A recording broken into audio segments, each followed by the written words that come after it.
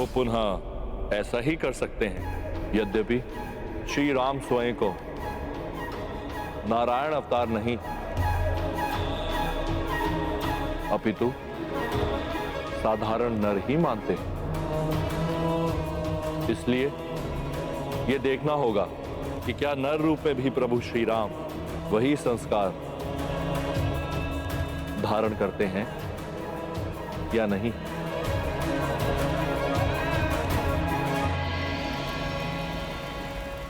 संकल्प तो मैं अवश्य पूर्ण करूंगा। मैंने अनेकों बार सुना है कि मेरे नेत्र नील कमल के समान है। देवी सीता तो मुझे कमल नयन नाम से संबोधित भी करती हैं। मैं अपना नेत्र माता को समर्पित कर उस एक नील कमल की कमी पूरी कर दूंगा।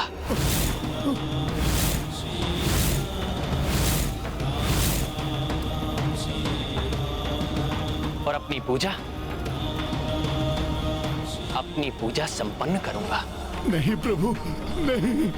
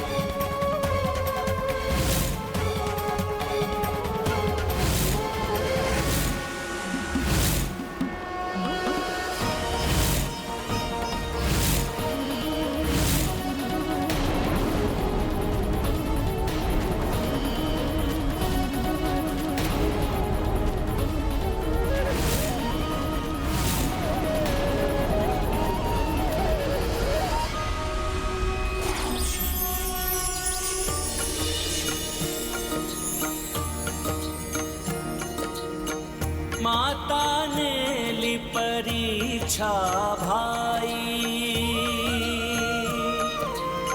सफल हुए जिसमें रघुराई। सपरिवार प्रकट जग जननी,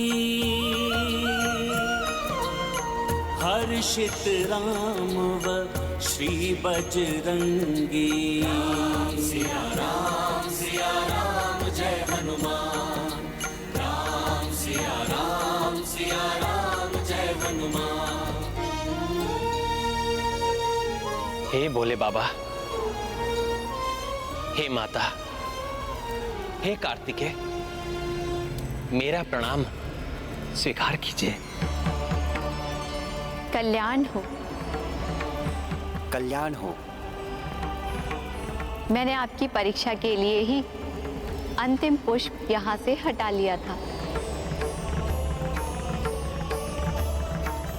परंतु ये देखकर मैं अति आनंदित हूँ कि पहले हनुमान और फिर आप दोनों ही इस परीक्षा में सफल हुए।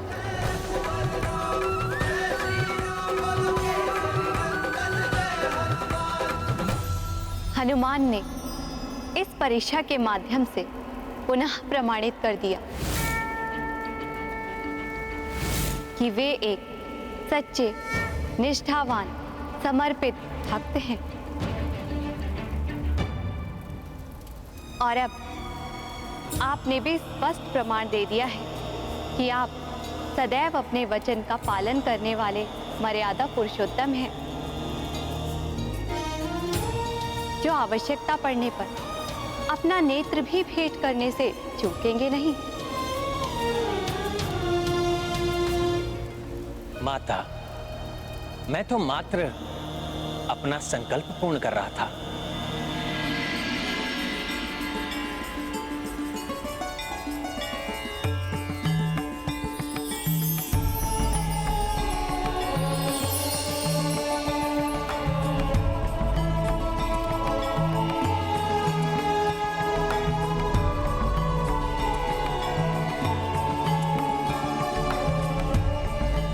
श्री राम, आपने ये भी सिखा दिया कि आप में श्री विष्णु जी का ही संस्कार है,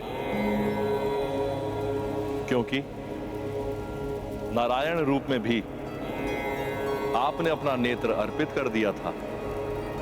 प्रभु, ज्ञात नहीं, आप मुझे प्रभु नारायण के नाम से संबोधित क्यों कर रहे हैं? मैं तो स्वयं को मात्र सामान्य एक नर ही मानता हूं। यही आपके श्री राम अवतार की मर्यादा है कि आप नर रूप में अपनी लीला कर पूर्ण तत्परता से अधर्म का सामना कर रहे हैं। और मैं आपको अधर्म के विरुद्ध आपके इस धर्म युद्ध में अधर्मी रावण पर विजय प्राप्त करने का आशीष देती हूँ। विजयी भव। सफल भव। सत्य है, भक्ति से अद्भुत शक्ति का संचार होता है, परंतु वो शक्ति की शुभता भक्त की प्रवृत्ति निर्धारित करती है। एक और आप हैं जो अपनी भक्ति से प्राप्त शक्तियों का प्रयोग कल्याणकारी कार्यों के लिए करना चाहते हैं, और दूसरी ओर है रावण जो अधर्म हेतु निषिद्ध पूजा में लीन है। परंतु जो भक्त धर्म का साथ देगा, मेरी शक्ति उसी का साथ देगी। आपको आशीष है मेरा, इस युद्ध में विजय आप ही प्राप्त करेंगी।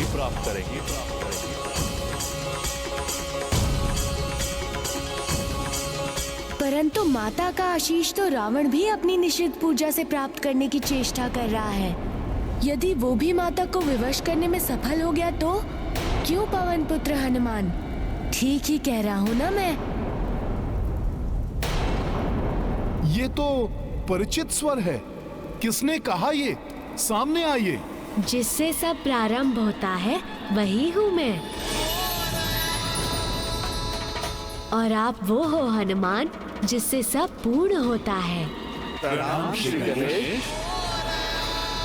मैं तो विचार ही कर रहा था कि भोले बाबा का संपूर्ण परिवार यहाँ है, तो अभी तक हमें आपके दर्शन क्यों नहीं प्राप्त हुए? मैं दर्शन दूं या नहीं, परंतु मैं तो अपने माता पिता के साथ यही विराजमान था। किंतु आपको पुनः यात्रा करनी होगी हनुमान। वहाँ जाना होगा जहाँ रावण अपनी निषिद्ध पूजा कर रहा है, और अर्धरात्रि के पूर्व ही उसके अनुष्ठान को भंग करना होगा, अन्यथा रावण पुनः अपना अवैधिक जाप पूर्ण कर माता को विवश कर लेगा। परंतु हे गणपति, किसी की पूजा रोकना क्या ये अधर्म नहीं होगा? विघ्नहर्ता मैं हूँ तो विघ्नकर्ता भी तो मैं ही हूँ, और रावण के इस कार्य में विघ्न डालना अति आवश्यक और पूर्णतः उचित है, क्योंकि अधर्म को रोकना अधर्म कदापि नहीं होता, अपितु ऐसी निषिद्ध पूजा जो माता को विवश कर दे उसे रोकना ही धर्म है।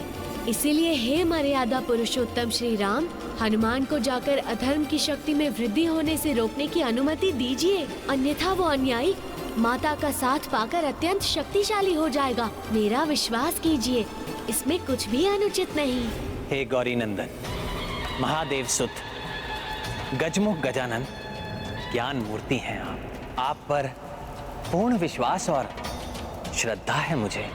यदि आपके अनुसार इसमें कोई अधर्म नहीं है तो मैं हनुमान को अनुमति देता हूँ, वो शीघ्र जाकर रावण को रोकने के लिए हर संभव यत्न करे। प्रभु, मुझ पर आपने विश्वास कर उस राक्षस को रोकने का अत्यंत महत्वपूर्ण कार्य सौंपने के लिए आपका धन्यवाद। मैं विश्वास दिलाता हूँ वो अपनी निषिद्ध पूजा पूर्ण कर माता को विवश नहीं कर सकेगा।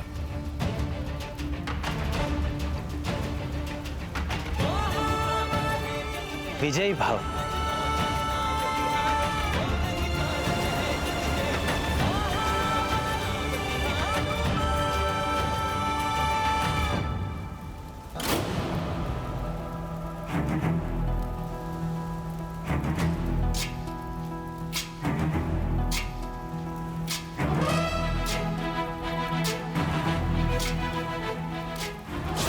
श्री राम।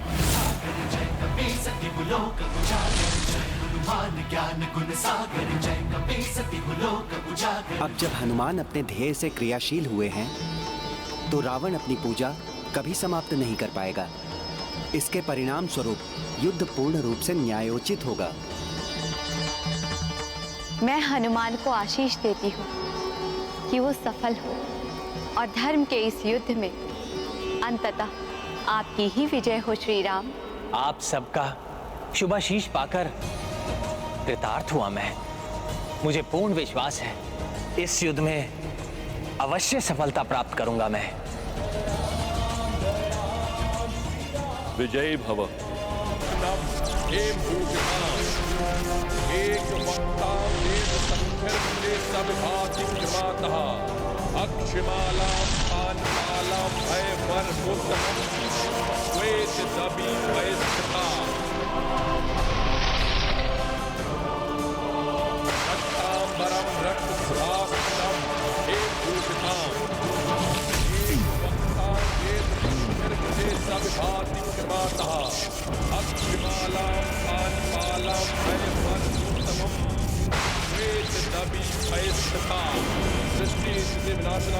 शक्ति भूते सनातनी गुणाश्रयी गुणामयी देवा ध्यायेत् स्थिति ध्यानमिदं सृष्टि स्थिति विनाशनम। आश्चर्य, अपने प्रचंड अवैधिक मंत्र जाप से लंकेश प्रतिकूल हो चुकी शक्तियों को पुनः अनुकूल बनाने में सफल हो रहे हैं। और समीप जाकर देखता हूं ये चमत्कार।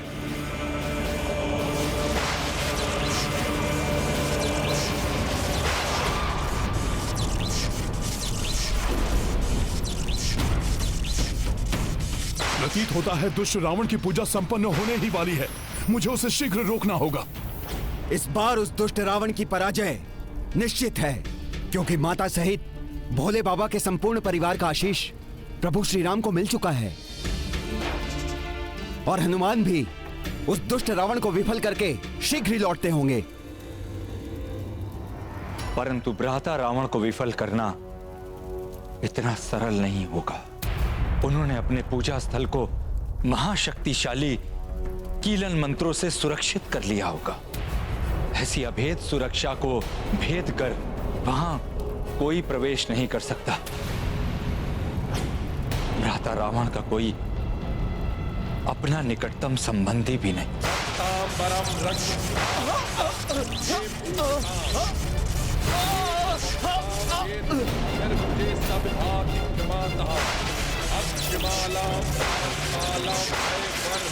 प्रतीत होता है रावण ने अपने पूजा स्थल के चारों ओर अत्यंत शक्तिशाली सुरक्षा चक्र का निर्माण किया है।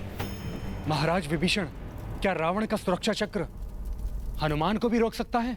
हाँ, मंत्र से रचित सुरक्षा चक्र अभेद तो होता ही है, उसे खंडित करना भी असंभव होता है।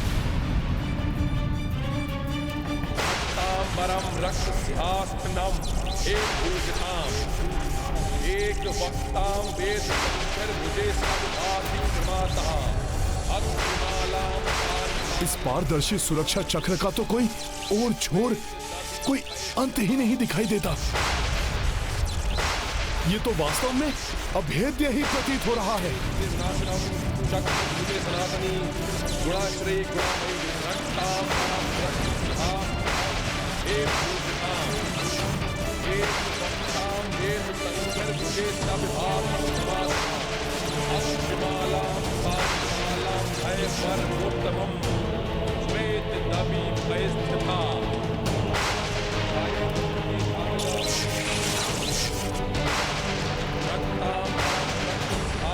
इस राक्षस के अवैधिक मंत्रों का जाप इतनी शक्तिशाली ऊर्जा का संचार कर रहा है।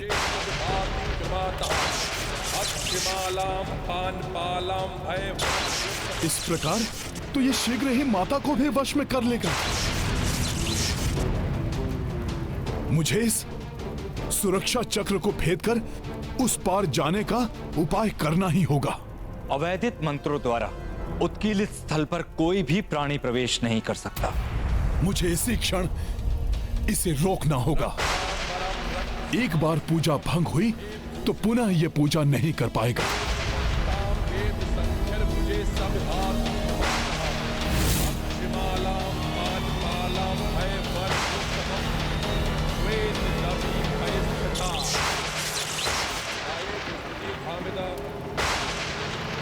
एक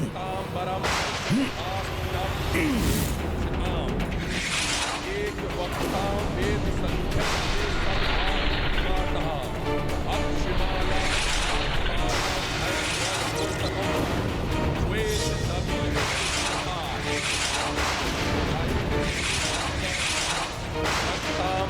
रक्त एक वक्ता वेद संख्या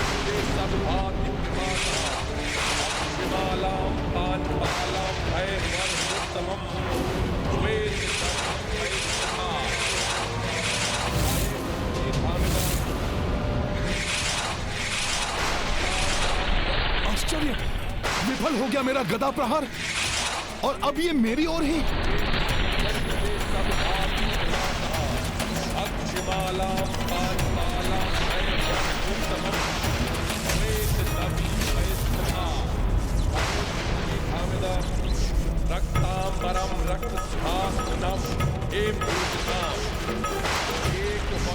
रावण ने तो मंत्रों से अपने आप को भी सुरक्षित किया हुआ है। इस प्रकार तो ये जाप पूर्ण करके माता को विवश करने में सफल हो जाएगा। इसका जाप भंग करने के लिए मुझे शीघ्र ही कुछ और करना होगा। किंतु मैं क्या करूं? कोई उपाय तो मुझे ढूंढना ही होगा। सत्य ब्राह्मण के अतिरिक्त कोई अन्य जीवधारी प्रवेश कर ही नहीं सकता, और यदि कोई ऐसा करेगा तो उसका विनाश निश्चित है। भ्राता रावण को रोकना आवश्यक तो है, किंतु शक्तिशाली कीलन मंत्रों से रक्षित क्षेत्र में हनुमान कैसे प्रवेश कर पाएंगे? वो गंभीर रूप से आहत भी हो सकते हैं। हनुमान को उस निषिद्ध क्षेत्र में प्रवेश करने में कोई कठिनाई नहीं होगी। प्रभु श्री राम के नाम का उच्चारण ही सभी संकटों को दूर कर देता है। उन्हीं का नाम लेकर रावण के सुरक्षा चक्र में भी प्रवेश करूंगा मैं। जय श्री राम।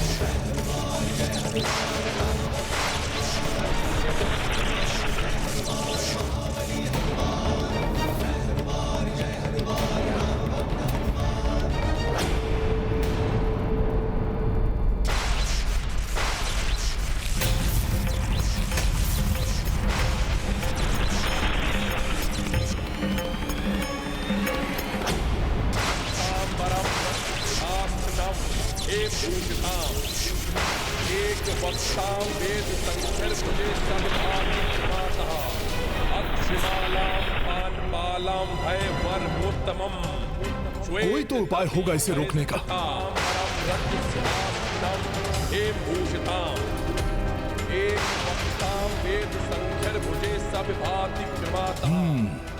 इसके 10 शीश के 20 नेत्र एक साथ पुस्तक के मंत्रों पर टिके हुए हैं, और जो जो अक्षर ये पढ़ रहा है उसी पर चमक आती है।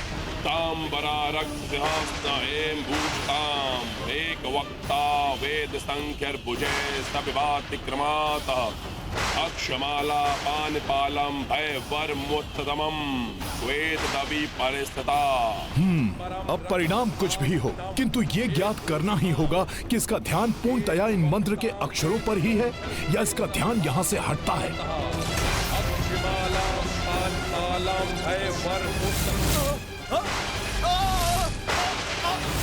आश्चर्य है, इस मंत्र किलित परिधि में